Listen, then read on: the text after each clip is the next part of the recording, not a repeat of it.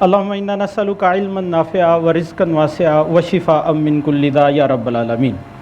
سب سے پہلے میں مرکز تعلیم و تحقیق کے مسئولین بالخصوص جناب پروفیسر ڈاکٹر حبیب الرحمان صاحب کا شکر گزار ہوں کہ انہوں نے مجھے موقع دیا کہ آپ جیسے اہل علم سے مخاطب ہو سکوں۔ جہاں تک موضوع کا تعلق ہے پاکستان کے تجارتی قوانین، ان کے ایک تعارف سے قبل میں ضروری محسوس کرتا ہوں کہ ہم دو تین بنیادی جو وہ باتیں جو ہیں وہ ذہن میں رکھیں، اس سے ہمیں آسانی پیدا ہوگی کہ پاکستان میں اس وقت جو تجارتی قوانین ہیں وہ ہیں کیا، ان کے سمجھنے میں ہمارے لیے آسانی پیدا ہوگی۔ ایک سب سے پہلی بنیادی بات یہ ہے کہ انسان تجارت کی غرض سے روزمرہ مختلف عقود یعنی مختلف معاہدات کرتا ہے، یعنی وہ معاہدات جو ہیں وہ آپ دیکھ رہے ہیں مرابحہ کی صورت میں ہے، مشارکہ کی صورت میں ہو سکتے ہیں، بیع ہے، اجارہ ہے، مختلف قسمیں ہیں، آپ اسے مزارات بھی اس میں شامل کر سکتے ہیں۔ اب ایک تعجب کی بات یہ ہے کہ جب ہم اپنے فقہی لٹریچر کو، فقہی ادب کو دیکھتے ہیں تو اس میں ہمیں نظریۃ العقد کے نام کی کوئی چیز نہیں ملتی۔ یعنی نظریۃ العقد آپ دیکھیے، کوئی بھی پرانی کتاب فقہ کی اٹھا کے دیکھ لیجئے، آپ کو وہاں کتاب العقد نہیں ملے گی، کتاب العقد نہیں ملے گی۔ یعنی یہاں عقد کے بارے میں کہ کون عاقد ہو سکتا ہے، کون بندہ عقد کر سکتا ہے، عقد کی اہلیت کیا ہے، نہیں، وہ سیل یعنی بیوع کو علیحدہ ڈسکس کریں گے۔ کتاب الاجارہ آپ کو علیحدہ ملے گی، مطلب آگے چل کر مشارکہ آپ کو علیحدہ ملے گی، کتاب المداربہ آپ کو علیحدہ ملے گی، ہبہ آپ کو علیحدہ ملے گا، وقف کا کانٹریکٹ آپ کو علیحدہ ملے گا۔ یعنی ہر کانٹریکٹ کے لیے انہوں نے ایک الگ اور مستقل باب بندہ ہے، کہیں بھی فقہ کے اندر اسے ایک پورے خاکہ بنا کر اور ایک نظریے کے طور پر پیش نہیں کیا۔ آخری جو ہمارے ہاں آپ بہتر جانتے ہیں کہ سلطنت عثمانیہ میں ہمارے ہاں اب جو مجلۃ الاحکام العدلیہ کے نام سے آخری جو سرکاری طور پر فقہ حنفی کو بنیاد بنا کر ہم نے جو تجارتی قوانین نافذ کیے وہ 19ویں صدی کے نصف آخر میں سلطنت عثمانیہ میں نافذ کیے گئے تھے۔ آج بھی آپ مجلۃ الاحکام العدلیہ اٹھا کے دیکھ لیں، وہاں بھی آپ کو نظریۃ العقد نہیں ملے گا، یعنی عقد کی بحث نہیں ملے گی آپ کو۔ وہ شروع ہوگی 1 سے 100 تک، پہلے 99 جو ہیں قواعد فقہیہ ہیں، پھر کتاب البیوع شروع ہو جائے گی، پھر کتاب الاجارہ شروع ہو جائے گی، اور آگے چل کر ہر عقد کی علیحدہ علیحدہ آپ کو تفصیلات ملے گی۔ اب سوال یہ پیدا ہوتا ہے کہ ہمارے فقہاء نے ایسا کیوں نہیں کیا، اور پچھلی صدی میں عرب دنیا میں بالخصوص یہ کیوں ہوا کہ مختلف نظریات پر بات ہونی شروع ہو گئی، نظریۃ العقد پر کتابیں آنی شروع ہو گئی، نظریۃ المال پر آنی کتابیں شروع ہو گئی۔ تو یہ کتابیں ہمیں اپنی پچھلی 12 یا 13 صدیوں میں اس پر ایسی اجمالی گفتگو نہیں ملتی، اور پچھلی صدی میں ملتی ہے۔ میں اس بات سے انکار نہیں کر رہا کہ ان کی اہمیت اپنی جگہ ہے، یعنی عرب دنیا میں یہ جو کتابیں وجود میں آئی ہیں ان کی اہمیت اپنی جگہ ہے، لیکن جہاں تک میں سمجھا ہوں ہمارے فقہاء کے نزدیک کیونکہ ہر عقد کی اپنی خاص شرائط ہیں، اس کے اپنے خاص ارکان ہیں، اس کے لیے اپنے احکام ہیں، تو اس لیے ان کو ایک جگہ اکٹھا کر کے ایک نظریے کے طور پر پیش کرنا کوئی زیادہ مفید کام نہیں تھا، یعنی ایک زیادہ مفید کام نہیں تھا۔ آپ دیکھیں کہیں آپ کہیں گے کہ غرر قابل اعتبار ہے، کہیں آپ کہیں گے غرر قابل اعتبار نہیں ہے۔ یعنی آپ دیکھیں کہ جو عقود المعاوضات میں آپ کہتے ہیں غرر قابل اعتبار ہے، باقی جو ہبہ ہے اور اس میں غرر قابل اعتبار نہیں ہے۔ کہیں آپ کہیں گے کہ یہ عقد سبھی ممیز کر سکتا ہے، یہ عقد سبھی ممیز نہیں کر سکتا۔ تو اس لیے ایک پہلی اصولی بات جو ہماری فقہ میں ہے کہ ہمارے فقہاء نے شروع ہی سے ہر عقد کو ایک مستقل اور جدا باب کے تحت ذکر کیا ہے، کیونکہ ہر عقد کے اپنے خصوصی احکام، شرائط، ارکان ہیں، اس لیے انہوں نے کیا ہے۔ اب دلچسپ بات یہ ہے کہ مغربی دنیا نے بھی اب تیزی سے اس جانب سفر شروع کر دیا ہے، یعنی ہم نے مغرب کے اثر کے تحت اپنی فقہ سے نظریہ نکالا اور ایک نظریہ بنانے کی کوشش کی کہ نظریۃ العقد اسے کہتے ہیں۔ اب مغرب نے دوسری طرف سفر شروع کر دیا ہے، یعنی جیسے ہمارے فقہاء نے پہلے تھا، اب وہ کہتے ہیں کہ لا آف کانٹریکٹ نام کی کوئی چیز نہیں ہے، لا آف کانٹریکٹس ہوتا ہے۔ یعنی مغرب آج یہ تیزی سے اس طرف سفر کر رہا ہے، وہ کہہ رہے ہیں کہ ایک لا آف کانٹریکٹ یعنی نظریۃ العقد جس کے تحت تمام تجارتی عقود کے احکام بیان کر دیے جائیں، یہ ممکن نہیں ہے۔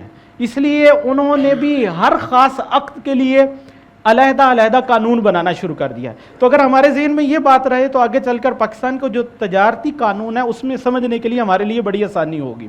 اچھا، اس حوالے سے جو دوسری اہم بات ہے جب ہم قانون کا لفظ استعمال کرتے ہیں، ایک جو اس حوالے سے بات ہمارے ذہن میں رہنی چاہیے، دیکھیے ہر ریاست میں ایک مقننہ موجود ہے، یعنی قانون ساز ایک ادارہ موجود ہوتا ہے۔ پاکستان میں بھی، ہمارے ہاں وفاقی سطح پر بھی اور صوبائی سطح پر بھی قانون ساز ادارے موجود ہیں جنہیں ہم مقننہ کہتے ہیں۔ وفاقی سطح پر یہ قومی اسمبلی، سینٹ اور صدر پاکستان مل کر جو ہے اسے پارلیمنٹ کہا جاتا ہے، یہ مقننہ ہے۔ اور صوبائی سطح پر صوبائی اسمبلی اور گورنر جو ہیں یہ مقننہ کے طور پر کام کرتے ہیں۔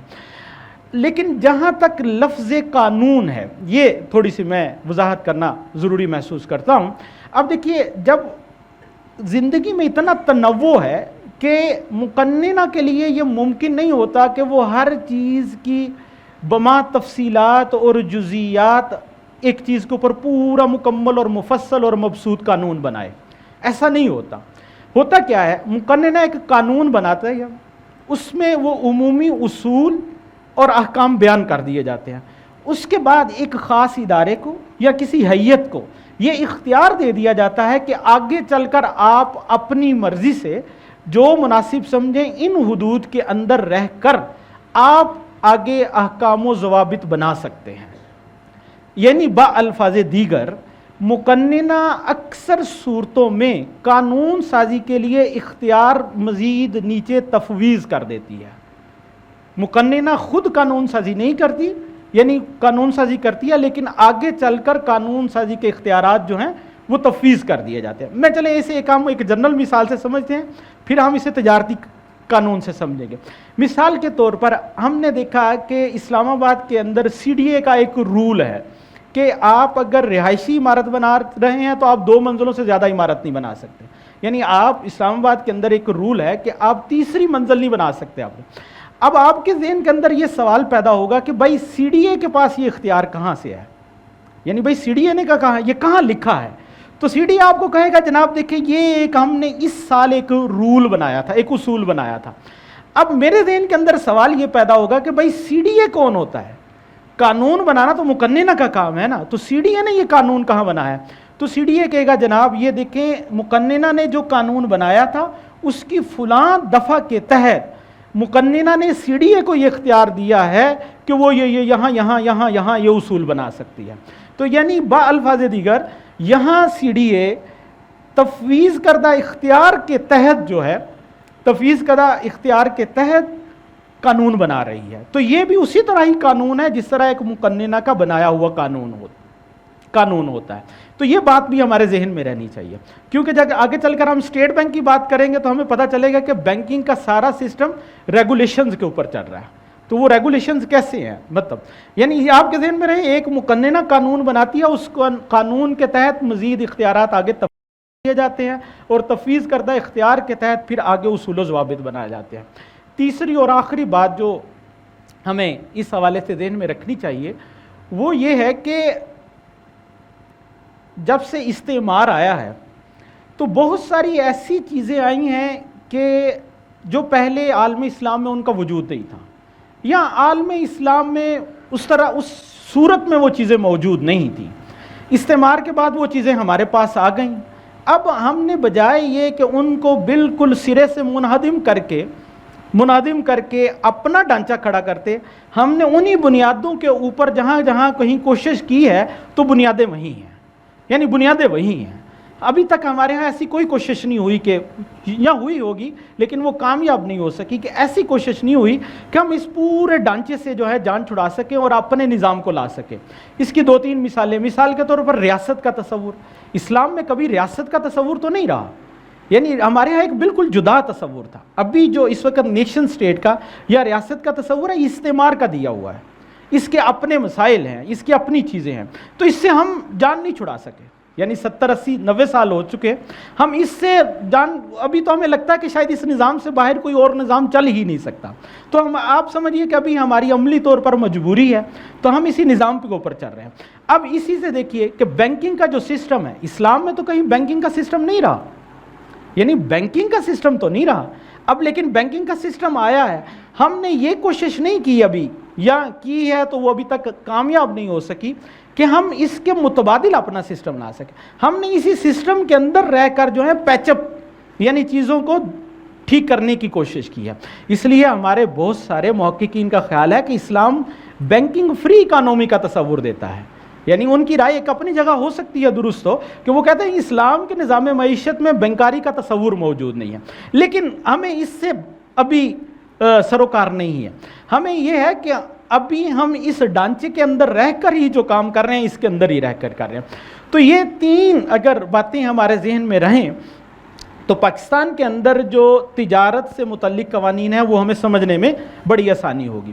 پہلی جیسے میں نے عرض کیا کہ اب پاکستان کے اندر اگر ایک بالکل عام آدمی یہ چاہتا ہے کہ بھائی مجھے پتہ چلے کہ پاکستان کا تجارتی قانون ہے کیا, تو صرف مجھے ایک کتاب تھما دی جائے اور وہاں سے میں پڑھ کر یہ سمجھ لوں کہ اس وقت پاکستان کا تجارتی قانون ہے کیا, تو ایسا ممکن نہیں ہے. یعنی یہ اس کے لیے ممکن نہیں ہے, یہ ایسا ہو نہیں سکتا. ہاں, ہر چیز کے لیے آپ کو ایک علیحدہ قانون ملے گا, آپ اکٹھا کر کے اسے کتابی شکل دے دیں یا دے دیں, لیکن ایسا نہیں ہے کہ ایک تجارتی قانون کا صرف ایک ہی مینول ہے, اس پورے مینول کو آپ پڑھیں اور آپ کو پتہ چل جائے یہ چیز بھی شامل ہے, یہ چیز بھی شامل ہے, یہ چیز شامل ہے. ایسا نہیں ہے, بلکہ ہوا یہ ہے کہ ماضی میں ہمیں جب ضرورت پیش آتی گئی ہم قانون بناتے گئے. یعنی ایک تصور کے لیے ہم نے ایک قانون بنا دیا, ایک تصور کے لیے ہم نے ایک اور قانون بنا دیا, تیسرے تصور کے لیے ہم نے ایک چوتھا قانون بنا دیا, پانچواں قانون بنا دیا. تو پہلی آپ اپنے ذہن میں یہ بات رکھیں کہ پاکستان کے اندر تجارتی قوانین ہیں, مختلف قوانین ہیں, یعنی صرف ایک قانون نہیں ہے تجارت سے متعلق. میں اس کی ایک دو مثال دیتا ہوں. مثلاً آپ کسی کے ساتھ شراکت داری کرنا چاہتے ہیں تو پارٹنرشپ کے حکام آئیں گے نا. تو ہمارے ہاں پارٹنرشپ کے لیے 1932 کا ایک قانون, مستقل قانون موجود ہے. وہ قانون صرف شراکت سے متعلق ہے, شراکت داری سے متعلق ہے. یعنی آپ صرف پارٹنرشپ کے اوپر قانون موجود ہے. یا اسی طرح مثال کے طور پر آپ کسی بندے کو اپنا وکیل مقرر کرتے ہیں کہ آپ جائیے میرے لیے یہ چیز خریدیے یا میری یہ چیز جو ہے وہ فروخت کیجیے. عقد الوکالہ جو ہے, اس کے لیے ہمیں 1872 کا ایک قانون موجود ہے, اس کے اندر یہ چیزیں موجود ہیں, ہمیں وہ چیزیں پڑھنی پڑیں گی. اچھا, اسی طرح آپ منقولہ جائیداد فروخت کرنا چاہتے ہیں, یعنی منقولہ جائیداد فروخت کرنا چاہتے ہیں, اس کے لیے ایک اپنا مستقل قانون موجود ہے, اسے ہم سیل آف گڈز ایکٹ کہتے ہیں, یعنی منقولہ. اب اگر آپ غیر منقولہ جائیداد کی تجارت یا خرید و فروخت کرنا چاہتے ہیں تو اس کے لیے ٹرانسفر آف پراپرٹی کا ہمارے پاس ایک اور قانون موجود ہے. اچھا, اب آپ بڑھتے ہیں, آپ کہتے ہیں کہ نہیں جی ہم اس طرح کرتے ہیں کہ ہم ایک کمپنی بنانا چاہتے ہیں, یعنی شراکت داری سے بڑھ کر آپ ایک کمپنی بنانا چاہتے ہیں. اس کے لیے ایک 1984 اور بعد میں پھر 2017 کا ہمارے پاس ایک مستقل قانون موجود ہے. اب میں صرف کیونکہ وقت کی پیش نظر ایک تعارف مقصود ہے تو صرف 2-3 باتیں جو ہیں تجارت کے حوالے سے وہ کرنا یہاں مناسب سمجھتا ہوں, تاکہ ہمیں یہ پہلی بات جو ہے کہ آپ کے ذہن میں رہے کہ مختلف قوانین موجود ہیں. اچھا, اب ہم تجارت کرنا چاہتے ہیں. ایک تو یہ ہے کہ ایک شخص انفرادی حیثیت سے کوئی کام کرنا چاہتا ہے, اس پر ہم بعد میں آئیں گے. ایک یہ ہے کہ ہم اکٹھے مل کر مختلف کام کرنا چاہتے ہیں. تو اس وقت پاکستان کے تجارتی قانون کے تحت اس کی 2 بڑی ممکنہ صورتیں ہیں. ایک یہ ہے کہ آپ شراکت داری کریں, دوسرا یہ ہے کہ آپ کمپنی بنا لیں. میں اس پر تھوڑی سی گفتگو کرنا چاہتا ہوں. شراکت داری میں یہ ہوتا ہے, مثال کے طور پر 10 لوگ اکٹھے ہوئے, انہوں نے کہا جی ہم یہ کاروبار کریں گے, ہم اس نام سے ایک فرم بناتے ہیں, اسے پارٹنرشپ کہتے ہیں. قانون کی نظر میں شراکت یا پارٹنرشپ کہتے ہیں. اس میں 10, 12, 20 تک لوگ اکٹھے ہو سکتے ہیں. وہ اکٹھے ہو کر ایک کاروبار شروع کر دیتے ہیں. وہ سب لوگ طے کر لیتے ہیں کہ بھائی دیکھیے میرا اتنا حصہ ہوگا, آپ کا اتنا حصہ ہوگا, ان کا اتنا حصہ ہوگا, اور نقصان کی صورت میں اتنا فیصد ہم نقصان برداشت کریں گے, اور نفع کی صورت میں ہم اس طرح نفع جو ہے وہ اپنے ہاں تقسیم کر لیں گے. تو انہوں نے ایک عقد کر لیا, اس عقد کے تحت. اب مثال کے طور پر بعد میں کوئی جھگڑا پیدا ہوتا ہے تو وہ قانون 1932 کا, جیسے میں نے عرض کیا کہ پارٹنرشپ ایکٹ 1932 کا ہمارے ہاں موجود ہے. قانون یہ کہتا ہے جب آپ شراکت داری کرتے ہیں تو گویا جو فرم, وہ ٹرم استعمال کرتے ہیں فرم, یہ وکلا کے اکثر آپ نے چیمبر میں دیکھا ہوگا کہ وہ فرم کی ٹرم استعمال کرتے ہیں. وہ کہتے ہیں کہ یہ مجموعی طور پر یہ جو 15 لوگ ہیں ان کو قانون آسانی کی خاطر فرم کہتا ہے. انہوں نے فرم قائم کر لیا, جی یہ فرم ہے, اس کے تحت ان کا بزنس چل رہا ہے. قانون کی نظر میں جب شراکت داری کے تحت فرم کے تحت کاروبار ہوتا ہے تو فرم ان 15 لوگوں کے علاوہ کوئی ایک علیحدہ مستقل کوئی حیثیت نہیں رکھتی. یہ 15 لوگ ہی ہیں, یہ 15 لوگ ہی ہیں. جس طرح ہمارے ہاں شراکت میں ہوتا ہے تو وہ 15 لوگ ہی ہیں. اب اس کا مطلب ہے جب وہ ہر شریک ایک دوسرے کا وکیل ہوگا اور کفیل ہوگا. بالفاظ دیگر اگر نقصان ہوگا تو یہ 15 مل کر نقصان برداشت کریں گے, اور اگر نفع ہوگا تو اپنے تقسیم کریں گے. اس کے بالمقابل انہوں نے ایک اور تصور بھی پاکستانی قانون میں دیا ہوا ہے. وہ یہ ہے کہ آپ شراکت نہیں کرنا چاہتے, آپ کہتے ہیں کہ جی ہم ایک فرم بناتے ہیں, فرم نہیں سوری ایک کمپنی بناتے ہیں, کارپوریٹ اپنے کارپوریٹ سیکٹر میں داخل ہو جاتے ہیں. آپ نے اکثر نام سنا نا کارپوریٹ کا, تو کارپوریٹ ایک شراکت داری کے ایک متبادل ایک اور طریقہ ہے تجارت کرنے کا. اس میں یہ ہوگا وہ مطلب 20 25 30 40 لوگ ملیں گے, وہ لوگ مل کر ایک کمپنی بنائیں گے. اب اسے فرم نہیں کہیں گے, اسے کہیں گے کمپنی بنائیں گے. یہ کمپنی جا کر ہم ایک سرکاری ادارہ ہے SECP security and exchange commission of Pakistan, وہاں جا کر ہم انہیں کہیں گے جناب یہ ہمارا سرمایہ ہے, یہ ہمارے اثاثہ جات ہیں, یہ ہمارے اغراض و مقاصد ہیں, یہ کام ہم کرنا چاہتے ہیں اور ہمیں ایک کمپنی بنانے کی اجازت دے دی جائے. ادارہ جو ہے وہ آپ کو ساری وہ جو ان کی ریکوائرمنٹس ہیں وہ ساری پوری کرنے کے بعد ایک سرٹیفکیٹ کا اجرا کر دے گا کہ یہ آپ کی کمپنی وجود میں آ گئی ہے, یعنی بالفاظ دیگر وہ برتھ سرٹیفکیٹ ہوگا. جب لفظ کمپنی بولا جاتا ہے نا قانون کی نظر میں, تو وہ ایک مستقل بذات شخص ہوتا ہے, لیکن وہ شخص مانوی ہوتا ہے, یعنی شخص نہیں ہوتا, ہماری طرح نہیں ہوتا. قانون کی نظر میں اب ایک شخص وجود میں آ گیا ہے, وہ یہ 15 کے علاوہ 16واں شخص ہے. یہ 15 اس میں وہ شامل نہیں ہے. کمپنی اگر آپ نے کہا نا, یعنی مثلا آپ کوئی بھی کمپنی کا نام لے دیں, یہ لیور برادرز جو ہیں یہ سب سے بڑی مشہور پاکستان میں یہ جو کام کرتے ہیں, لیور برادرز یہ کمپنی ہے. اب لیور برادرز نہ احمد ہے نہ محمد ہے نہ حامد ہے نہ نہیں ہے. لیور برادرز مستقل بذات قانون کی نظر میں ایک شخص ہے, اسے ایک شخص قانونی کہتے ہیں یا مانوی شخص ہے. یعنی یہ ٹینجیبل نہیں ہے, آپ اسے ٹچ نہیں کر سکتے, اسے دیکھ نہیں سکتے, اپنے حواس سے اسے محسوس نہیں کر سکتے, لیکن قانون کی نظر میں یہ مفروضہ ہے کہ اب وہ ایک شخص وجود میں آ گیا ہے. جناب اب یہ 15 لوگ اور کمپنی علیحدہ ہے. اب یہ 15 لوگ کیا ہیں, انہوں نے اپنے اثاثہ جات کمپنی کو بھیج دیں گے, وہ کمپنی کی ملکیت ہوں گے, اور یہ اس سے شیئرز خرید لیں گے. یعنی میں نے کیونکہ 60% سرمایہ لگایا تھا تو کمپنی کو میں نے 60% چیزیں دے دی, اس نے ایک سمجھے کاغذ کے ٹکڑوں کی صورت میں مجھے ایک چیز بیچ دی, اور وہ شیئرز ہیں. اچھا اب شیئرز ہیں. اب سوال یہ ہے کہ کمپنی خود تو کوئی کام نہیں نہ کر سکتی, پھر ان کو ضرورت پڑتی ہے کہ اس کا کوئی ایجنٹ ہو, تو پھر وہ ڈائریکٹر اپوائنٹ کیے جاتے ہیں. شیئر ہولڈر مل کر وہ کہتے ہیں جی کہ کمپنی کے نیابتاً کمپنی کے یہ لوگ کام کریں گے. تو کچھ ڈائریکٹر جو ہے, بورڈ آف ڈائریکٹر جو ہے وہ وجود میں آتا ہے, وہ پھر کاروبار کرتے ہیں, وہ کمپنی کے بہاف پہ کاروبار. اب اثاثہ جات کمپنی کے نام ہے, لین دین افراد نہیں کر رہے, لین دین کمپنی کر رہی ہے, قرضہ لے رہی ہے, دے رہی ہے, تجارت کر رہی ہے, نہیں کر رہی, کسی سے کوئی بھی مالی معاملات کر رہی ہے تو وہ کمپنی کر رہی ہے, وہ افراد نہیں کر رہے. اب اس کو مطلب مزید تھوڑی سی وضاحت اس طرح ہوگی. دیکھیے کمپنی نے کسی سے مثال کے طور پر 2 ارب قرضہ لے لیا, اب بعد میں کمپنی ڈیفالٹ کر گئی. جو دائن ہے یعنی جس نے قرضہ دیا تھا وہ کسی شیئر ہولڈر سے نہیں کہہ سکتا جناب میرے پیسے نکالے, یعنی وہ ان افراد سے نہیں کہہ سکتا کیونکہ اس نے تو کمپنی سے لین دین کیا تھا جناب. یعنی یعنی جو 16واں آدمی تھا اس سے لین دین کیا تھا. آپ کمپنی سے اپنے پیسے لینا, بھائی مجھ سے کیوں پیسے لے سکتے ہیں, کیونکہ میں تو میں فری کی تیسرا ہوں, کیونکہ آپ کا لین دین تھا لیور برادرز کے ساتھ. آپ مجھے نہیں کہہ سکتے کہ بھئی آپ کے 60% شیئر ہے تو آپ اپنا گھر بیچیں اور میرا قرضہ پورا کریں, ایسا نہیں ہے, کیونکہ آپ نے لین دین کیا جناب لیور برادرز کے ساتھ, میرے ساتھ نہیں کیا. تو لیور برادر سے پوچھیں, اگر اس کے اثاثے اتنے ہیں تو آپ پورے کر لیں, نہیں تو آپ کو نقصان ہی نقصان ہے.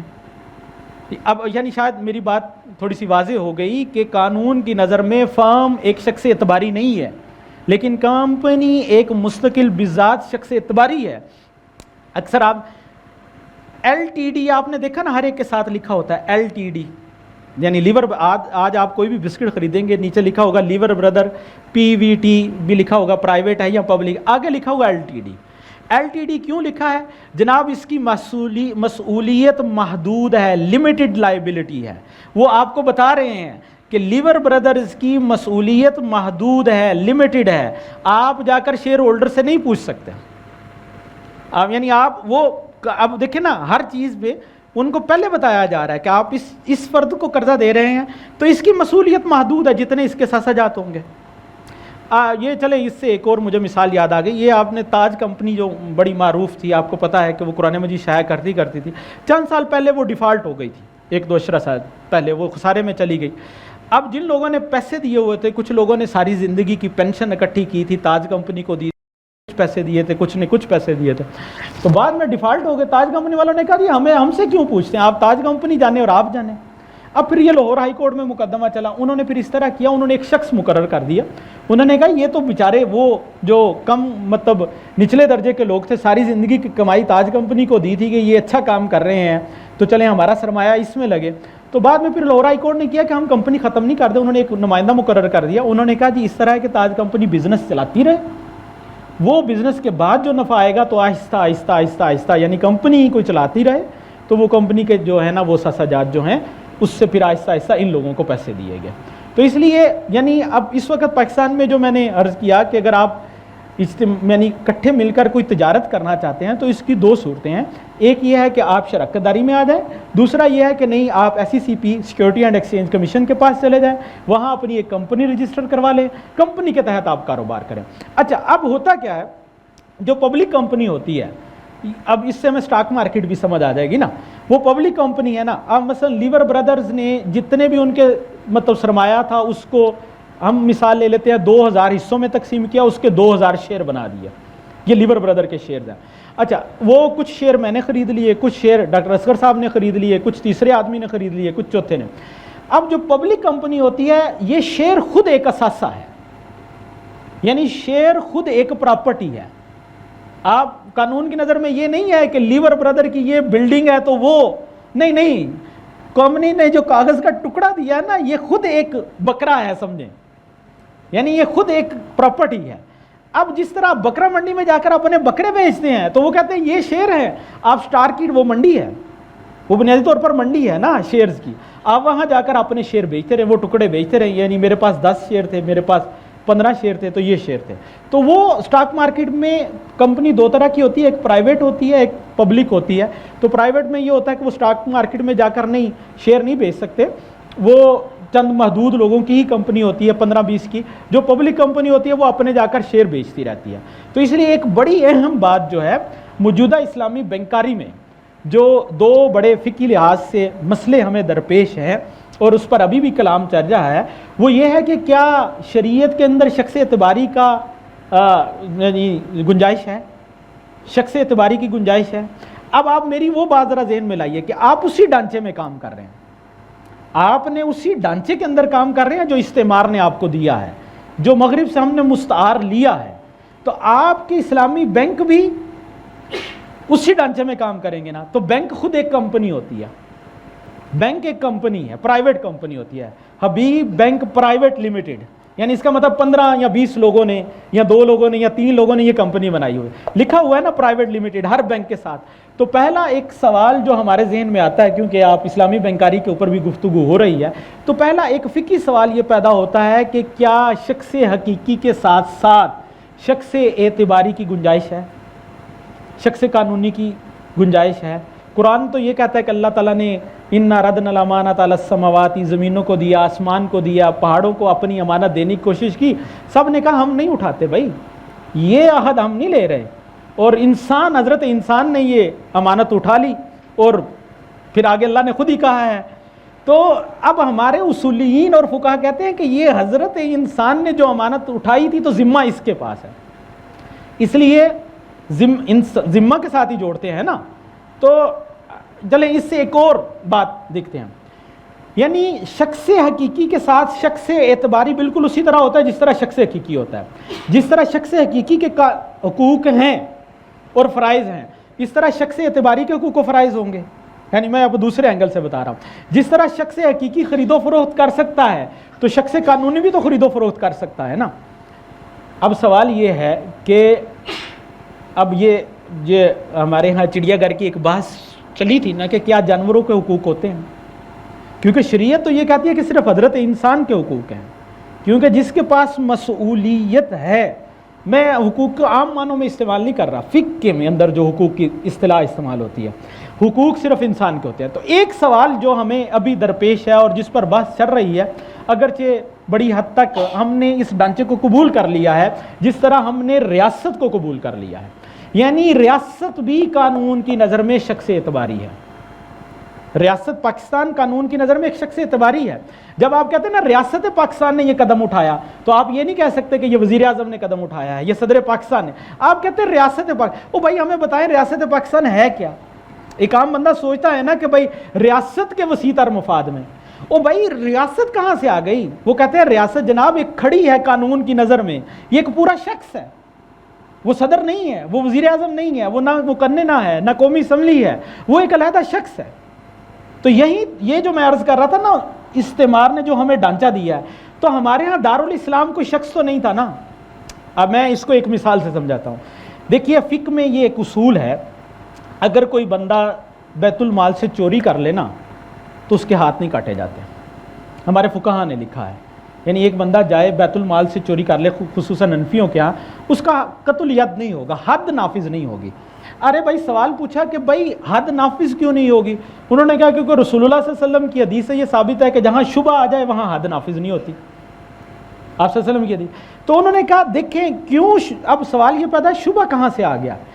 تو ہمارے فقہاء کہتے ہیں کہ دیکھیں بیت المال جو ہے نا، اگر پاکستان کے 22 کروڑ عوام ہے نا، تو دارالاسلام میں بیت المال ان کی ملکیت ہے، یعنی بیت المال کے مالک کون ہے؟ یعنی بیت المال کے مالک کون ہیں؟ دارالاسلام میں بیت المال کے مالک مسلمان ہیں۔ تو اس لیے جب اس بندے نے چوری کی تو گویا کہ اس مسروقہ مال میں اس کا بھی کچھ تھوڑا سا حصہ تھا، تو اس لیے شبہ آ گیا، یعنی وہ چاہے 0.00 سم تھنگ تھا، لیکن اس مال مسروقہ میں اس کا حصہ تھا، تو شبہ آ گیا، اس لیے حد نافذ نہیں ہوگی۔ تو آج آپ دعویٰ کر سکتے ہیں کہ بیت المال جو ہے وہ مسلمانوں کا ہے؟ نہیں، ریاست کہے گی میں خود فرد ہوں، آپ کہاں سے آگے دعوے دار؟ اب دیکھیں نا دارالاسلام اور ریاست کہاں ٹکرا رہی ہے، بہت ساری جگہوں میں یہ تصور ٹکرائے گا، کیوں؟ اب یہ ہم اس پر نہیں کہہ رہے کہ بھائی اسلام میں قابل قبول ہے یا نہیں ہے، لیکن یہ تصور آپ کی مبادیات سے کہیں نہ کہیں ضرور ٹکرائے گا۔ کیوں ٹکرائے گا؟ کیونکہ یہ آپ کا تصور ہے ہی نہیں، یہ آپ کا تو تصور تھا ہی نہیں، یہ تو تصور آپ پر لایا گیا، مسلط کیا گیا، اور اس طرح شدت سے مسلط کیا گیا کہ ہم اس سے جان چھڑا ہی نہیں سکے۔ تو اسی طرح بینکنگ ایک کمپنی ہے، بینک چاہے جو بھی ہو، چاہے میزان ہے، چاہے وہ ایک کمپنی ہے حضرت، اس نے اسی ڈھانچے میں کام کرنا ہے جس طرح باقی بینکس کام کر رہے ہیں۔ حبیب بینک، جو قانون حبیب بینک کے لیے ہے 1962 کا جو بینکنگ کے قانون موجود ہے، اسلامی بینک بھی اسی ڈھانچے کے اندر ہی کام کریں گے، ان کے لیے کوئی علیحدہ ڈھانچہ نہیں ہے۔ جس طرح اسلامی ریاستیں اسی ریاست کے ڈھانچے میں کام کر رہی ہیں جو مغرب نے ہمیں دیا ہے، تو اس لیے آپ یہ نہیں کہہ سکتے کہ ہمارا اسلامک بینکنگ ہمارا ایک ڈھانچہ ہی شروع سے مختلف ہے، نہیں، بنیادیں وہی ہیں۔ اس لیے جیسے میں نے عرض کیا نا کہ بھائی دونوں کے لیے قانون وہی ہے، ہاں آپ اس کو پھر ہم اس کو وہ چیزیں نکالیں گے جو شریعت سے متصادم ہوں گی، لیکن اس وقت جو قانونی نظام ہے، جو اس کا فریم ورک ہے، وہ سارا وہی ہے جو دیگر بینکوں کے لیے ہے۔ تو یہ بات ہمیں، اچھا اب میں نے کہا تھا یہاں دو بڑے بنیادی سوالات ہیں۔ اچھا دوسرا سوال یہ ہے، چلیں یہ مان لیتے ہیں جناب شخص اعتباری کی گنجائش ہے، اس پر بڑی گفتگو ہوئی ہے، تو کیا محدود مصولیت کی بھی گنجائش ہے شریعت میں؟ محدود مصولیت کی بھی گنجائش ہے پھر شریعت میں، کیونکہ یہ دونوں تو لازم و ملزوم ہے نا۔ یعنی ہم نے مان لیا کہ جی لیور برادرز کو ہم نے شخص قانونی مان لیا، مان لیتے ہیں، لیکن آگے جب شخص قانونی مان لیا تو وہ آگے پی وی ٹی کے ساتھ آگے یا ایل ٹی ڈی لکھ رہے ہیں، تو لمیٹڈ کی کیا شریعت میں گنجائش ہے؟ اس پر بھی ہمارے معاصر علماء نے بڑا لکھا ہے اور دو رائے موجود ہیں۔ الخراج بالضمان جو ہے اس پر بھی گفتگو ہوئی ہے اور مختلف بھی، یہ ہمارا موضوع نہیں ہے، لیکن یہ ابھی بھی اس پر گفتگو چل رہی ہے۔ اچھا، اب یہ دو تجارت کی مختلف صورتیں تھیں۔ مثلا ایک صورت یہ ہے کہ آپ فرم بنائیں، فرم کے لیے ضروری نہیں کہ آپ کسی سرکاری ادارے میں جائیں باقاعدہ اسے رجسٹر کروائیں، وہ ضروری نہیں ہے، آپ شراکت داری کر سکتے ہیں جس طرح چاہیں، لیکن مسائل پیدا ہوں گے تو آسانی ہے۔ جس طرح نکاح درست ہوتا ہے قانون کی نظر میں، اس کے لیے ضروری نہیں کہ نکاح رجسٹر کروایا جائے، لیکن رجسٹر کروائیں گے تو آپ کا فائدہ ہے۔ تو اسی طرح فرم اگر آپ شراکت داری کرنا چاہتے ہیں تو اس کے لیے اس طرح نہیں ہے کہ باقاعدہ آپ جا کر رجسٹر کروائیں۔ فرم جو ہی شریک یعنی جو پارٹنرز ہیں ان کی وفات ہوتی ہے تو وہ ختم ہو جاتی ہے، کمپنی ایک تسلسل کے ساتھ چلتا رہتا ہے، یعنی اس کی زندگی تسلسل کے ساتھ چلتی رہتی ہے۔ شیئر ہولڈر مر جائیں، سارے مر جائیں تو کوئی فرق نہیں پڑتا کمپنی کو، کیونکہ کمپنی ایک شخص اعتباری ہے۔ جس طرح ہم نے کہا کہ ریاست پاکستان چلتی رہتی ہے، یہ معاہدہ ریاست پاکستان نے کیا ہے، یہ جنرل پرویز مشرف صاحب نے نہیں کیا تھا، اس لیے اس معاہدے کے ہم بھی پابند ہیں، کیونکہ ریاست نے کیا ہے، فرد نے نہیں کیا۔ آپ میری بات سمجھ رہے ہیں؟ تو ریاست کا جو ریاست ہے وہ اس کو تو موت نہیں آتی، وہ تو تسلسل کے ساتھ چلتی رہتی ہے۔ ہاں، اس کا نائب، اس کو جو وکیل ہے، اس کی جو نمائندگی کر رہا ہے وہ بدلتے رہتے ہیں، لیکن معاہدہ تو ریاست کی سطح پر ہوا۔ تو یہ وہ دو تین جو ہمیں ذہن میں باتیں رکھنی چاہیے، جو میں نے یہ کہا تھا کہ ڈھانچہ ان کا ہے۔ آگے چلتے ہیں وہ بات کہ جو ہم نے یہ کہا کہ قانون دو طرح ہوتا ہے۔ اچھا، اسلامی بینکاری کے حوالے سے ہم بات کرتے ہیں۔ دیکھیے، ہم نے ایک مرکزی بینک بنایا ہے، اسٹیٹ بینک آف پاکستان جسے ہم کہتے ہیں، یعنی مرکزی بینک ہے، بینک دولت پاکستان۔ یہ ہمارے ہاں 1956 کا ایک قانون موجود ہے، 1956 کے قانون کے تحت مرکزی بینک بنایا گیا ہے۔ مرکزی بینک کے بہت سارے کام ہیں، وہ زرعی پالیسی بناتا ہے، وہ بینکوں کا بینک ہے، وہ یہ ہے، وہ یہ ہے، وہ یہ ہے۔ اب باقی بینکس جتنے بھی ہیں، چاہے وہ روایتی کنونشنل بینک ہیں یا چاہے وہ اسلامی بینک ہیں، وہ کس طرح کام کرتے ہیں؟ ان کا نگران ادارے دو ہیں۔ ایک نگران ادارہ ہے security and exchange commission of Pakistan. کیوں نگران ادارہ ہے؟ کیونکہ یہ کمپنی ہے بینک، تو بحیثیت کمپنی اس کا نگران ادارہ تو ایک وہ بھی ہوا نا، سیکیورٹی اینڈ ایکسچینج، اور ایک اس کا نگران ادارہ ہے اسٹیٹ بینک آف پاکستان۔ اچھا، اب اسلامی بینک جو ہیں، یہ آپ دیکھیں، اجارہ پہ آپ نے گاڑی خریدی، آپ نے مرابحہ پہ لین دین کیا، اسلامی بینک نے سلم کیا، یہ ہم بخوبی جانتے ہیں۔ یہ مختلف جو موڈز آف فائنانس ہیں، ڈاکٹر اصغر صاحب شاید اس پر بات کریں، تو یہ موڈز آف فائنانس ہے جو مختلف اسلامی بینک کے، اس پر قانون سازی کہاں سے ہوئی ہے؟ یعنی یہ قانون کہاں سے آیا ہے؟ یعنی یہ کام اس طرح ہوگا، اس طرح ہوگا، یہ اس طرح ہوگا۔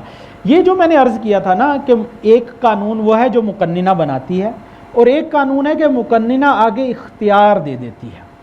تو اب 1956 کے قانون کے تحت ہم نے ایک تو 62 کے تحت بینک بنائے، لیکن بینک چلیں گے کیسے، ان کے اوپر نگران کون سا ہوگا؟ تو وہ 1956 کا جو ہم نے اسٹیٹ بینک کا اور 62 کے جو دونوں قانون ہیں، اس میں صراحت کے ساتھ لکھا ہے کہ اسٹیٹ بینک ان کی نگرانی کرے گا، اور اسٹیٹ بینک ان کو بتائے گا کہ یہ ایسے کام کریں گے، ایسے کام کریں گے، ایسے کام کریں گے۔ اب آپ نے دیکھا نا کہ اوپر سے ایک حکم آتا ہے تمام اسلامی بینکوں کو کہ آپ یہ کام کریں۔ وہ حکم کس کی جانب سے آتا ہے؟ وہ اسٹیٹ بینک کی طرف سے آتا ہے۔ اچھا، اس کے لیے وہ ٹرم استعمال کرتے ہیں ریگولیشنز، یعنی اسٹیٹ بینک ایک ٹرم استعمال کرتا ہے ریگولیشن، یعنی یہ regulation state bank of Pakistan کی طرف سے آئی ہے۔ اب یہاں اسے قانون کی جو میں نے وہ بنیادی بات کی، اس کے ذرا تناظر میں آپ سمجھنے کی کوشش کیجئے۔ یعنی بنیادی مقررہ نے تو قانون بنایا تھا 1962 اور 56 میں، لیکن ان دونوں قوانین کے تحت ہم نے اختیار دے دیا، تفویض کر دیا اسٹیٹ بینک آف پاکستان کو کہ وہ چاہے تو بینکوں کو کہے کہ بھائی یہ طریقہ اختیار کرے، یہ طریقہ اختیار کرے اور یہ طریقہ اختیار کرے۔ تو اب اسٹیٹ بینک کے پاس تفویض کردہ اختیار ہے، تو اسٹیٹ بینک آف پاکستان اس تفویض کردہ اختیارات کے تحت بینکوں کو بتاتے رہتے ہیں نہیں جناب آپ مرابحہ کریں، یہ کریں، یہ کریں، یہاں شریعہ ایڈوائزر ہونا چاہیے، یہاں یہ ہونا چاہیے۔ تو اس لیے اسٹیٹ بینک کی یہ جو ریگولیشن ہے یہ بھی قانون کا درجہ رکھتی ہیں، یہ بھی قانون کا درجہ رکھتی ہیں، یعنی اسٹیٹ بینک کی جو وقتاً فوقتاً جو ہے اسٹیٹ بینک جو ہے وہ ریگولیشنز جاری کرتا رہتا ہے۔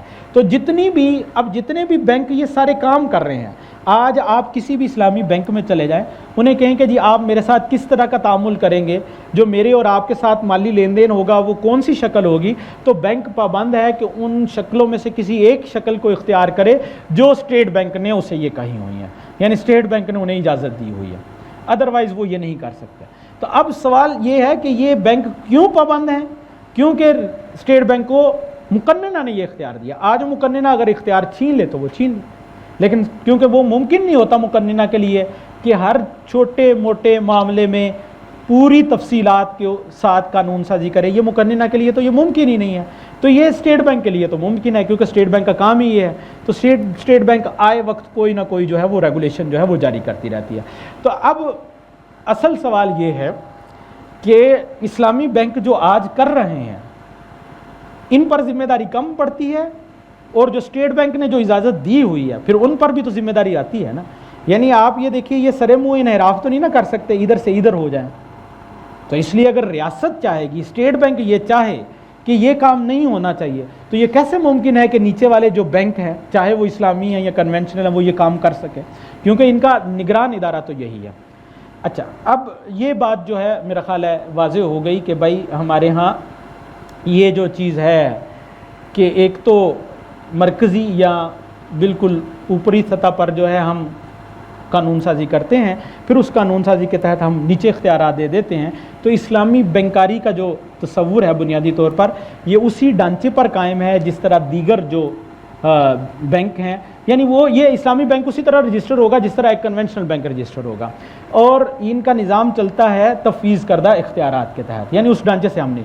اور تیسری اہم بات کہ جو ہمارے ہاں تجارتی قوانین ہیں ان قوانین کو ہم جو تجارتی قوانین ہے، جیسے میں نے عرض کیا کہ اسے کسی ہم ایک مجموعے میں نہیں دیکھ سکتے.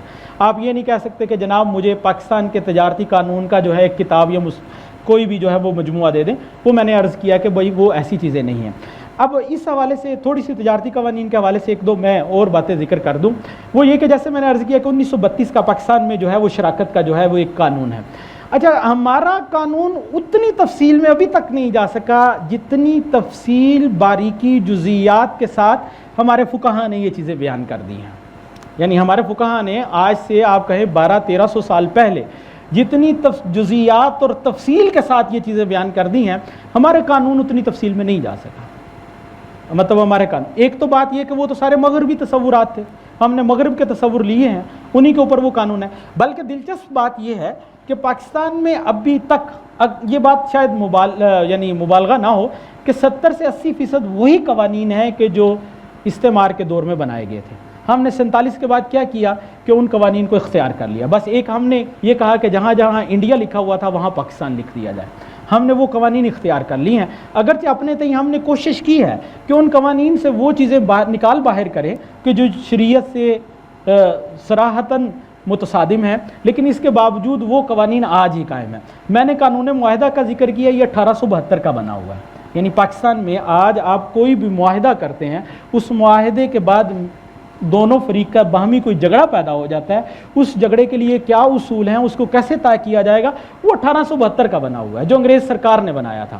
ہم نے اس میں ابھی تک میرا خیال ہے کہ شاید ہی کوئی ایک دو کوئی تبدیلی کی ہو. نہیں، ہم نے جسارت ویسے ابھی تک نہیں یہ کی کہ اس میں کوئی بڑی تبدیلی کی جا سکے یا اپنی بنیادوں یا اپنی چیزوں کے اوپر جو ہے وہ معاہدے کو لایا جا سکے.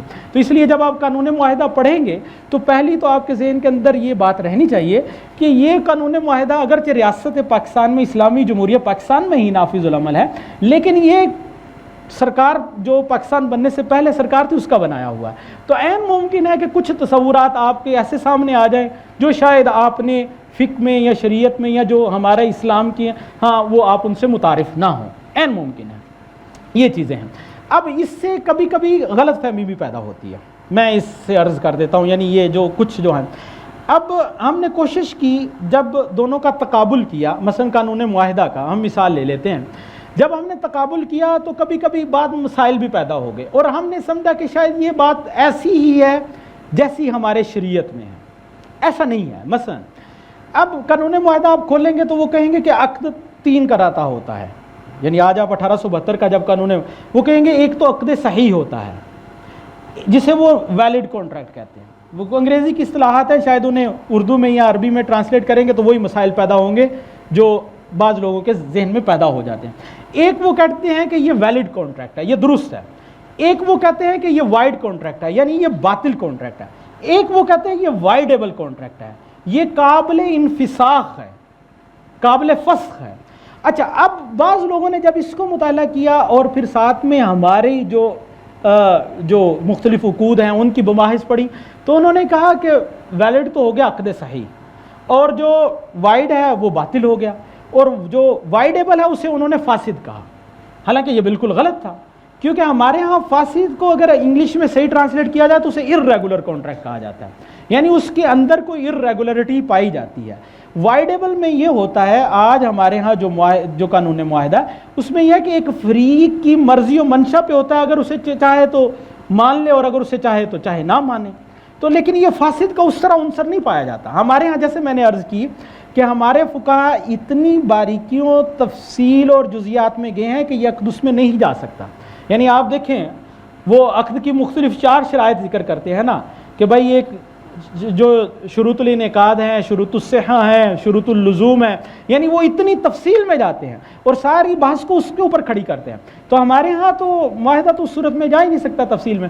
اچھا، اب میں نے جو 1932 کے پارٹنرشپ ایکٹ کی مثال دی، آپ دیکھیں اگر آج آپ جا کر جو کتاب الشریکات ہے کسی بھی کتاب سے پڑھ لیجئے، فقہ کی کوئی بھی، تو آپ دیکھیں گے وہ بڑی تفصیل میں جائیں گے، یعنی وہ شریکہ کو تقسیم کریں گے، شریکۃ الاعمال میں، وجوہ میں، ابدان میں، مال میں، پھر آگے ان کو سب کیٹیگرائز کریں گے کہ وہ مفاوضہ تھا کہ یا عنان تھا، یعنی وہ 6-8 قسمیں بنا دیں گے، ہر ایک کی مختلف، پھر اس کے احکام بیان کریں گے اور کہیں گے کہ یہاں کیسے ہو سکتا ہے اور یہاں کیسے ہو سکتا ہے اور یہاں کیسے ہو سکتا ہے۔ آج آپ کا 1932 کا قانون پڑھ لیں، وہاں سمپلی صرف لکھا ہوا ہے کہ بھائی یہ لوگ جس طرح متفق ہوں گے اسی طرح ہوگا۔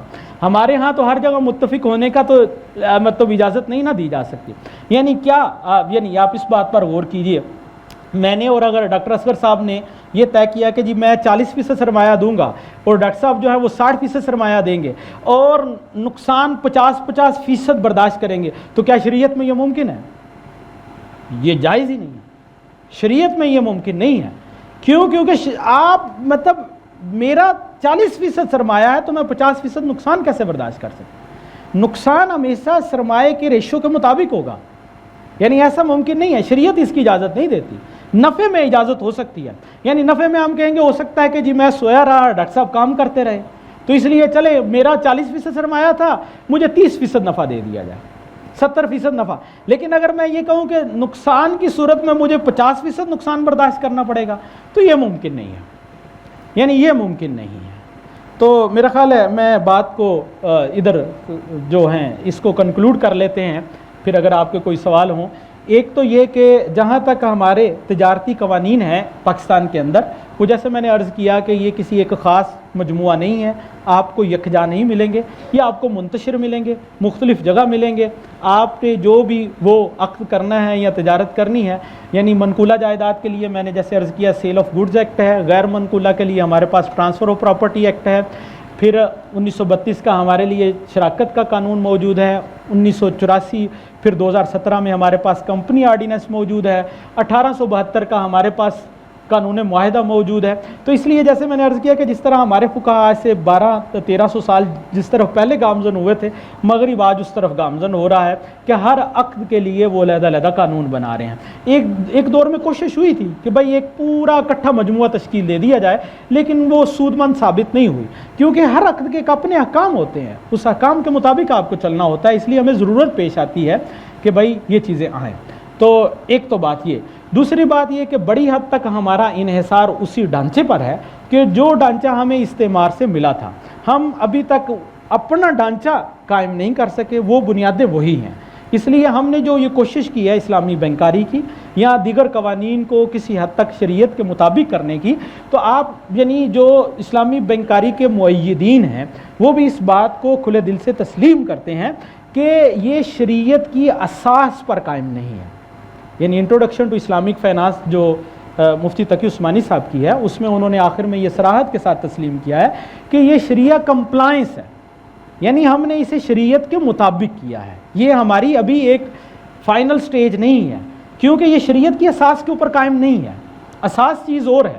میں نے اس لیے تو عرض کیا کہ جب اساس پر بات کریں گے تو ہو سکتا ہے کچھ لوگ یہ بھی سوال اٹھائیں کہ بھائی اسلام کے نظام میں تجارت و معیشت میں بینک کا نظام تصور نہیں ہے، ہو سکتا ہے وہ یہ سوال اٹھائیں، کیونکہ ابھی تک ہم نے پہلا مرحلہ طے کیا ہے۔ تو اس پہلے مرحلے میں ہم نے کوشش یہ کی ہے کہ جو ابھی شریعت کی چیزیں ٹکرا رہی تھیں ان کو ہم نے نکالا ہے اور چیزیں متبادل لے کر آئے ہیں چیزیں. اچھا یہاں ایک کیسے کئی جگہ شاید اس پر بات ہوئی ہو, میں ایک بات اس میں ذکر کر دیتا ہوں. اب ہمارے جو بینکنگ سسٹم ہے اس وقت جو کام کر رہا ہے, اب دیکھیے ان کو ایک بڑا مسئلہ, اور جس پر میرا خیال ہے 16 یا 17 حل پیش کیے گئے اور کیا طریقہ اختیار کیا گیا, انہیں ایک بڑا مسئلہ یہ ہے کہ بھائی میں نے بینک سے کوئی چیزیں قسطوں پر خرید لی اور بر وقت میں قسط نہیں ادا کر پایا. یعنی طے تھا نا کہ 10 تاریخ کو میں نے اتنی قسط بینک کو دینی تھی, اب بر وقت میں وہ قسط ادا نہیں کر پایا, 15 دن گزر گئے. تو آپ کو بینکنگ سیکٹر میں تو ایک ایک منٹ اہم ہے, یعنی وہ ایک دن کے اوپر پیسے کماتے ہیں. اگر آپ غور سے بینکنگ نظام کا مطالعہ کریں تو آپ دیکھیں گے وہ تو 5-5 منٹ کے اوپر بھی پیسے کمائے جا رہے ہوتے ہیں نا, میرے پاس اتنا یہ ہے. اب سوال یہ کہ اس بندے کو کیسے مجبور کیا جائے, اس بندے کے پاس پیسے بھی ہیں, یعنی وہ کوئی غریب نہیں ہے, اس کو کیسے مجبور کیا جائے. کنونشنل بینک تو یہ کہتے ہیں, وہ کہتے ہیں جناب آپ نے 10,000 دینا تھا, پر ڈے آپ کو 200 روپے جرمانہ ہو رہا ہے تو آپ جرمانہ ادا کریں. تو بھائی شریعت میں جرمانہ ہی تو سود ہے نا, یہی جرمانہ لینا ہی تو. اب ڈاکٹر صاحب آگے ہیں, یہ ہمیں بہتر بتائیں گے کہ بجلی کے بلوں کے اوپر جو جرمانہ لیا جاتا ہے یہ سود کے تحت آتا ہے یا نہیں آتا. بھائی لیکن سود تو یہی ہے نا, بھائی میں نے وابڈا کی بجلی خرچ کی, وابڈا کو 2,000 دینے ہیں, تو وابڈا نے کہا نہیں بھائی 20 تاریخ کے بعد دو گے تو 2,200 دو گے, تو 200 سود ہی کیا ہے اور کیا ہے. میری علم کی حد تک تو شاید یہ بات غلط ہو, لیکن بھائی یہ جو وابڈا ہم سے 200 روپے اوپر لے رہا ہے یہ سود ہی تو ہے, یہی سود ہے نا, اور کیا سود ہے. میں نے وابڈا کا مقروض تھا. اب اسلامی بینکوں کو یہ ایک بہت بڑا مسئلہ پیش آیا ہے بھائی, بہت بڑا. کیسے بندے کے ساتھ کیا کریں, ایسے بندے کے ساتھ کیا کریں, کیونکہ ہم پیسے تو لے نہیں سکتے, یعنی ہم زبردستی تو پیسے نہیں نہ لے سکتے. اگر پیسے اوپر لیں گے حضرت تو پھر سود ہوگا نا. تو اب وہ سوچتے رہے, اس پر بڑے مقالہ جات لکھے گئے اور بہت کچھ لکھا گیا. میرے علم کی حد تک 15 یا 16 حل اس کے لیے تجویز کیے گئے ہیں. کچھ نے کہا کہ اس بندے کو بلیک لسٹ القائمہ سودا میں ڈالیں, بھائی سارے بینک متفق ہو جائیں کہ آئندہ اس سے لین دین نہیں ہوگا. مفتی تقی صاحب کا خیال یہ ہے کہ یہ سب سے بہتر حل ہے کہ آئندہ بینک جو ہے اس سے لین دین بند کر دیں. لیکن ابھی تک پاکستان اور دنیا کا کوئی بینک اس پر متفق نہیں ہوا, یعنی کہ بھائی سارے اس سے. تو ایک حل اس کا اور بھی بہت سارے ہیں. ایک انہوں نے کہا کہ جتنی رقم انہوں نے, یعنی میں نے بینک کی 15 دن رقم رکھی ہے تو اتنی رقم میں بینک کو دوں 15 دن کے لیے, یعنی جیسے کو تیسا والے کے تحت. یہ نہیں. اب انہوں نے ابھی موجودہ جو حل ڈھونڈا ہوا ہے, یعنی حل وہ یہ ہے کہ وہ کہتے ہیں کہ جناب وہ آپ سے ایک ایگریمنٹ لیتے ہیں, آپ اتنے دن لیٹ ہوں گے نا تو اتنے پیسے آپ بینک کو صدقہ دیں گے, بطور صدقہ دیں گے, تصدق کریں گے, صدقہ کریں گے. یعنی وہ تقریباً اتنی اماؤنٹ لیتے ہیں جتنی وہ کنونشنل بینک آپ کو جرمانے کی صورت میں لیتے ہیں. مثلا میں 15 دن لیٹ ہو گیا تو بینک مجھے کہے گا کہ جناب آپ 2,000 بطور صدقہ بینک کو دیں. وہ بینک جو ہے استعمال نہیں کرے گا, بینک استعمال نہیں کرے گا. وہ بینک ہو سکتا ہے کسی یونیورسٹی کو اسکالرشپ کے تحت دے دے, کسی کو کچھ دے دے. لیکن اب دیکھیں سوال یہ پیدا ہوتا ہے کہ یہ کیسا صدقہ ہے جو زبردستی لیا جا رہا ہے. یعنی صدقہ بھی تو زبردستی لیا جا رہا ہے نا, میں راضی خوشی صدقہ تو نہیں دے رہا نا. اس طرح جب آپ اسلامی بینکنگ کے چھوٹی چھوٹی جزیات کہیں دیکھیں گے تو آپ دیکھیں گے بڑی جگہ ٹکراؤ پیدا ہو رہا ہے. اس ٹکراؤ کو ہم نے حل کرنے کے لیے بڑے طریقے ڈھونڈے ہیں, بڑے حل تجویز کیے گئے ہیں. تو اصل میں جو میرا نقطہ تھا وہ یہ تھا کہ ابھی ہم نے اسلامک بینکنگ کے تحت گویا کہ ہم نے وہ چیزیں نکال دی ہیں جو ہمیں شریعت کے احکام کے مطابق صریح خلاف ورزی تھی, لیکن یہ اساس نہیں ہے, یہ اساس نہیں تھی. اساس آگے چلنی ہے, آگے چلنی. اس میں حتیٰ کہ یہ بھی انہوں نے کہا ہے ہمارے بہت سارے محققین نے کہ دیکھیں شریعت کے تحت جو تجارت ہے نا, یعنی جو آپ سرمایہ کاری کرنا چاہتے ہیں, یعنی ایک تو یہ ہے نا آپ بنیادی ضروریات پورا کرنا چاہتے ہیں, ایک یہ ہے کہ آپ سرمایہ کاری کے تحت مال کی بڑھوتری چاہتے ہیں. تو شریعت میں اس کے لیے جو طریقہ کار ہے نا وہ تو مشارکہ یا مزاربت ہے. یعنی دیکھیں اگر آپ گہرائی میں جائیں نا, یہ تقی صاحب نے لکھا ہے کہ سلم یا مرابحہ یہ یعنی سرمایہ کے لیے, سرمایہ داری کے لیے تو عقود نہیں ہے نا شریعت میں. ان کی اصل شریعت میں بنیادی ضروریات کو پورا کرنے کے لیے دیا گیا ہے. یعنی سلم کو پیسے بڑھانے کے لیے تو نہیں نہ رکھا گیا شریعت, اگر اس کی روح کیا ہے اگر آج جا کر آپ دیکھیں کہ سلم کی روح کیا تھی، عقد السلم کی، یا ان کی پیچھے جو روح تھی وہ یہ تھی کہ عام انسان کی جو بنیادی ضرورت ہیں ان کو پورا کیا جائے. اس لیے یہ فائنینشیل موڈز نہیں ہیں بنیادی طور پر شریعت میں، فائنینشیل موڈز نہیں ہیں. فائنینشیل موڈز ہیں دوسرے جس میں شراکت ہے، مداربت ہے، یہ چاری چیزیں ہیں. جیسے حضرت خدیجہ رضی اللہ تعالیٰ عنہ نے رسول اللہ صلی اللہ علیہ وسلم کو بھیجا تھا مداربت پہ، تو یہ فائنینشیل موڈز ہیں، یعنی جس میں آپ سرمایہ کرتے ہیں. تو ابھی جو اسلامک بینکنگ ہے اس نے اس طرف بھی سوئچ آف ہونا ہے، یعنی اس طرف ابھی جانا ہے جو ہمارے شریعت کے اندر فائنینشیل موڈز تھے. تو ہم ابھی ان چیزوں کو ہیں. اس کی وجہ یہ تھی کہ ہم نے پہلے مرحلے میں یہ طے کیا تھا کہ ہم وہ چیزیں نکالیں گے جو شریعت سے متصادم ہیں. آگے چل کر انشاءاللہ اللہ کرے گا کہ ہم اس سٹیج پر پہنچ جائیں گے کہ یہ اگر شریعت میں چیزیں طے ہو ہی جائیں گی، جب ہمارے اہل علم لگے ہوئے ہیں، محققین لگے ہوئے ہیں، تو ایک دن انشاءاللہ ہم درست سفر کی طرف تو ہیں. یعنی یہ تو چیزیں طے ہو جائیں گی. چلیں اگر کوئی اس پر بحث و مباحثہ ہے تو اس سے بھی خیر کی توقع ہے. تو چیزیں جب آخر میں ہم ایک سفر تو کر رہے ہیں، اس سفر میں جب ہم آگے چلے جائیں گے تو انشاءاللہ چیزیں ہو سکتا ہے کہ طے ہو جائیں کہ کیا بینکنگ کا نظام ہمیں قابل قبول ہے، اگر ہے تو اس کو کس سینس میں لیا جا سکتا ہے یا کس سینس میں نہیں لیا جا سکتا. تو البتہ یہ ہے کہ یہ سفر رکے نہ، آگے چلتا رہے، تو ایک کوشش ہے. لیکن اگر آپ دوسری طرف دیکھیں گے تو میرا خیال ہے کہ اگر ہم یہ دیکھیں کہ 70-80 سال ہو گئے ہیں اور ہم نے وہ قوانین سے چھٹکارا نہیں حاصل کر پائے، یہ چیزیں ہیں، تو یہ شاید ایک مایوسی کا جو ہے نا وہ دروازہ کھولنے کے مترادف ہے. لیکن ایک جو کاوشیں ہو رہی ہیں، ٹھیک ہے، اگر ان کاوشوں کے اوپر کوئی تنقید ہے یا یہ چیزیں چل رہی ہیں تو بالآخر یہ چیزیں بھی تو بہتری کے لیے آتی ہیں.